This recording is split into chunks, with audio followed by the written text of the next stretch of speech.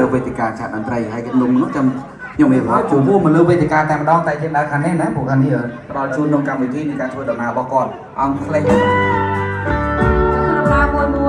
បាទយឺតណាយឺតបាទខ្ញុំលឿនពេក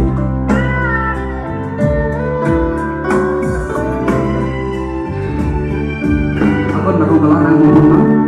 បងប្អូននេះអរលោកអ្នកបានក្លែកមើលនៅខាងលើវេទិកាហើយគឺស័ក្តិសមគ្នាទាំងព្រមទាំងទៅដល់បងអ្នកទាំងខាងបានបរិបទពិធីបុគ្គលការនេះខ្ញុំតែខ្ញុំសូមអរគុណទាំងអស់ Trying to come out here trips want to thank you all for mom and dad for helping me out to the wedding អរគុណច្រើនអរគុណបងម៉ាអរគុណលោកពុកម៉ែប៉ាលោកសាអរគុណច្រើនបាទសូមស្វាគមន៍សាទរបាទ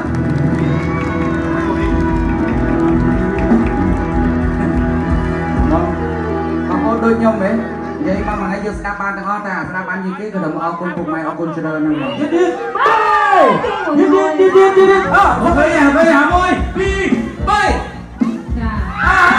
ត់នឹកដល់ថាស្វាមីទេគាត់នឹកដល់ថាអូ14អូនឯង46ហ៎14ដូចស្មើកូនហ្នឹងអូខេអរគុណតាំងឥឡូវអញ្ចឹងដល់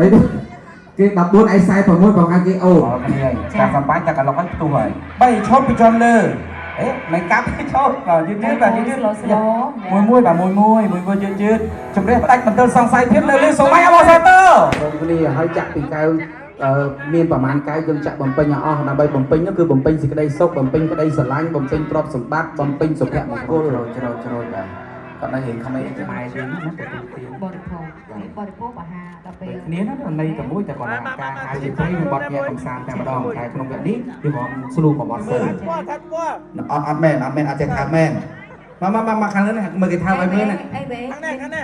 កងអីបែមានលុយ4រៀលសល់4រៀលគត់ជាក្រុមតើអូខ្សើថ្ងាស់មួយអត់ស្គាល់ស្ដាំតឆ្ដាំ ปอชะดาม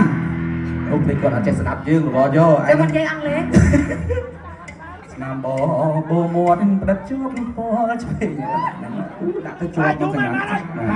ไอ้ตะกูเกดักตัวสะอาดมองบางยามมีเอาโดยเปรย์ดักตัวพลุน